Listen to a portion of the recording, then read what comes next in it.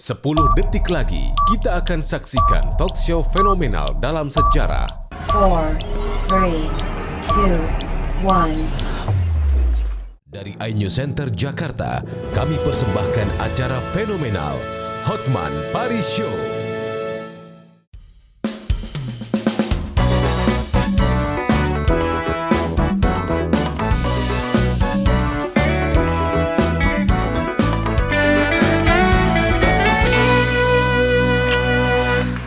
Ketemu lagi di Hotman Paris Show. Topik malam ini adalah para petualang dan pecinta otomotif.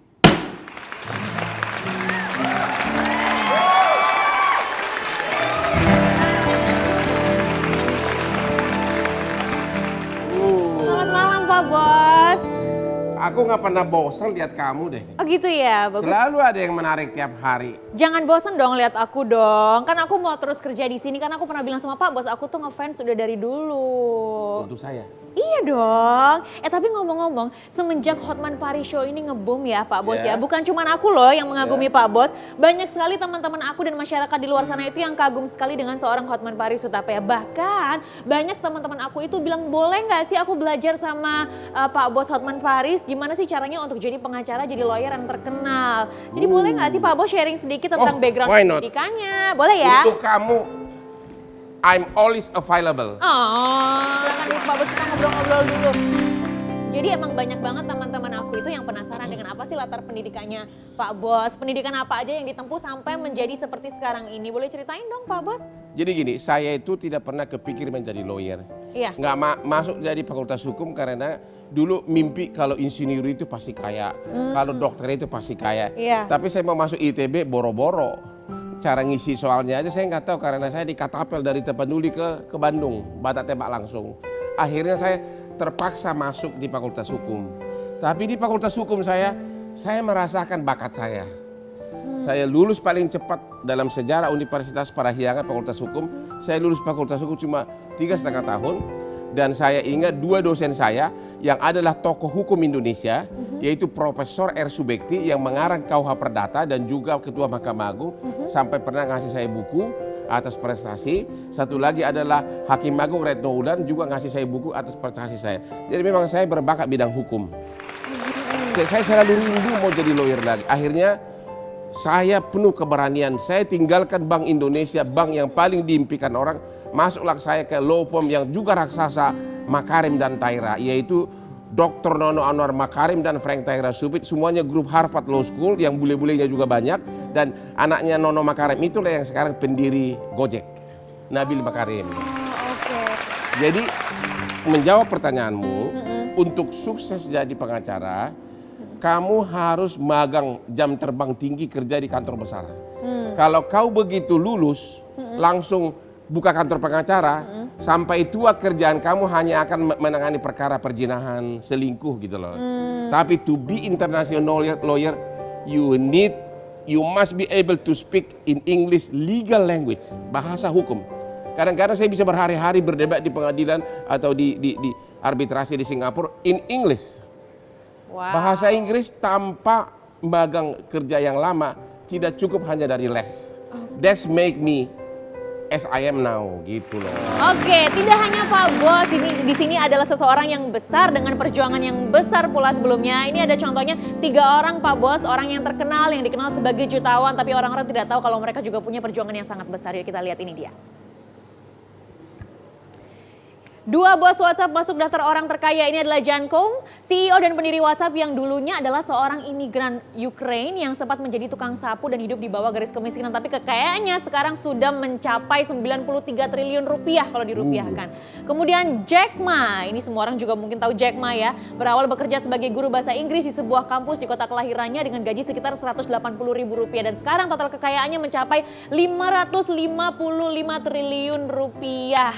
Nah, kemudian setelah ini ada Larry Ellison, seorang pendiri Oracle Technology. Walaupun tidak lulus kuliah, total kekayaan yang dimiliki mencapai USD 49 miliar atau setara dengan 600 triliun rupiah. Wow, langsung saja sudah hadir bersama kita malam hari ini seorang wakil rakyat dan juga seorang pengusaha sukses, Bapak Ahmad Sahroni. Selamat malam Bapak. Aku takut nih. Dia ada, Lolita ntar nggak perhatiin gua lagi. Gua jadi agak nyesal juga ada undang lu ke sini, tapi nggak apa-apa deh. Ya. Oke. Silakan duduk Bapak. Oke. Apa kabar Bapak? Baik. Baik ya, terima kasih sebelumnya loh sudah mau jadi bintang tamu di Hotman Paris Show. Pasti Pak Bos saya juga senang sekali nih. Oh iya, ini teman lama. Teman lama Teman ya? anak saya juga. Oh gitu.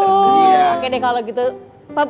Masyarakat semua mengenal Bapak Syahroni ini, Bapak Ahmad Syahroni ini sebagai seorang wakil rakyat dan juga sebagai seorang pengusaha sukses. Tapi yang tidak masyarakat kita tahu adalah latar belakang di balik itu semua. Benar. Gitu. Aku mau tanya, emang lu pernah jadi tukang cuci piring?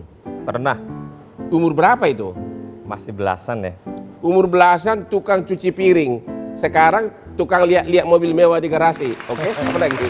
Terus apa lagi? Tuh, oke, sebentar. Sebelum Bapak cerita lebih lanjut, aku punya hadiah. Jangan-jangan ini ada sangkut pautnya. Kenapa? Lu jangan ngambil hati dia. Aku nggak ngambil hati, aku cuma mau Makanya kasih kita udah hadiah aja. sepakat, nggak boleh di saingan ada cowok yang kaya. Sesama bus kota Aku cuma nggak boleh mau, dahulu. aku cuma oke. mau kasih hadiah. Tapi kalau hatinya terambil kan bukan salah aku dong. Aduh. Begitu tamunya orang kaya langsung dia lebih. Ini hadiah buat Bapak, silakan dibuka. Waduh, ini apa nih? Wow. Coba dibuka perlihatkan dulu. ke kamera Pak. Ini ada apa nih? Kau menghina kau? Aku nggak menghina. Kok orang kaya kau kasih simmer sepatu? Karena ada cerita di balik itu Pak Dulu, Bos. Kalau ini dibuka, Oh, Ya. jadi wow. kalau yang biasanya zaman dulu itu Iya pakai kalau tangan. zaman dulu. Oh nggak pakai sikat? Enggak. Nggak pakai sikat. tangan. Sikat itu pada saat dia terakhir. Oke, Oke. sebelum Untuk cerita, menghalusnya. beliau ini masa mudanya sekarang punya Ferrari dan mobil mewah dan kaya raya. Dulu adalah tukang semir sepatu.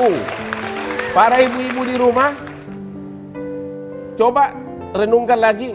Yang depan saya ini dulu adalah tukang semir sepatu. Coba peragakan dulu caranya semir sepatu. Jadi Oke, tadi gimana enggak. Pak? Kalau Kalau sepatu pakai saya sikat. aja atau gimana? Kalau dulu sepatu ini kan, kalau Ah. sekarang kan pakai istilah kata apa ini namanya, bludru lah istilah Dompet kata. ya, bludru. Kalau dulu, kalau pakai beginian tuh diginiin dulu. Jadi semua. sambil pakai ludah gitu. Enggak pakai ludah. Ini kebetulan dia kalau kering begini Iya. itu pakai air. Iya. Oke. Setelah pakai air baru kita pakai ini. Oke.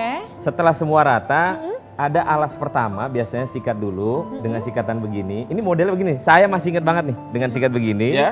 Nanti biasanya taruh di sini. Nanti ada kain sehelai Ya. untuk mengkilapkan ya. Ini ya. Itu sering kali. Jadi yang sering banyak rusak tuh kadang kita pakai celana di sini. Karena kan memang ditekan ya. tekanan ini begini. Oke. Tahun berapa Anda jadi tukang semir? Aduh, tahun 95-an kali. Karena Sekali semir berapa duit? dulu masih murah, 200 perak. 200 perak. 200 perak. Bapak masih ingat gak kira-kira dalam satu hari itu penghasilan yang Bapak dapat berapa waktu itu? Wah, lupa itu. Karena Tapi cukup kalau untuk makan. kalau udah dapat uang, saya berenang biasanya, bayar di gelanggang remaja Jakarta Utara. Oh. Jadi kalau nggak punya duit, biasanya saya berenang di kali di Berenang jalan di Kebon kali. Bawah. Iya. Oke. Itu ada sungai yang Ya. sekarang depannya Sekolah Mutiara namanya. Iya benar. Terus dari pengalaman yang paling Anda tidak bisa lupakan waktu semir sepatu orang apa? Pernah kan nyolong sepatu sekalian gitu loh? Oh enggak, kalau nyolong sepatu enggak. Cuman mungkin ada perkataan-perkataan yang mungkin tidak enak diterima. Tidak enak diterima. Tidak terima. Iya. Lu tinggal di mana misalnya gitu kan? Iya. Itu satu hal yang mungkin karena kita merasa orang bawahan. Iya. Tapi saya berprinsip sampai hari ini, Ya. kalau orang mencemooh kita, mencaci maki kita, memfitnah kita, Iya. saya biasanya diam. Oh lebih bagus diam Lebih ya? bagus diam. Saya paling banyak orang mencemooh karena banyak musuh saya nggak tahan lihat berlian gua. Sampai umur berapa Anda masih melakukan pekerjaan yang cukup masih ya gimana ya kerja ngeburu begitu gitu loh? Tahun 99, berakhir 99 tahun 2000 akhir. Pas sampai umur berapa itu? Itu umur 24 ya. Jadi sampai umur 24 Syahroni ini masih ngeburu, masih nyuci kuali itu apa? Cuci kuali. Cuci kuali. Tapi ingat sebagai perbandingan J.K. Rowling pengarang Harry Potter umur 30 saking miskinnya dia masih mau bunuh diri. Ya, Dia dapat mengemis dari pemerintah tiap bulan agar bisa makan. betul. Tapi umur 35 dia sudah mulai mengarang buku, umur 40 dia sudah kaya raya. Itulah pengarang Harry Potter. Kalau Anda lagi nyetir Ferrari itu, ya kan di daerah Priok kan masih banyak yang masyarakat ekonomi bawah kan.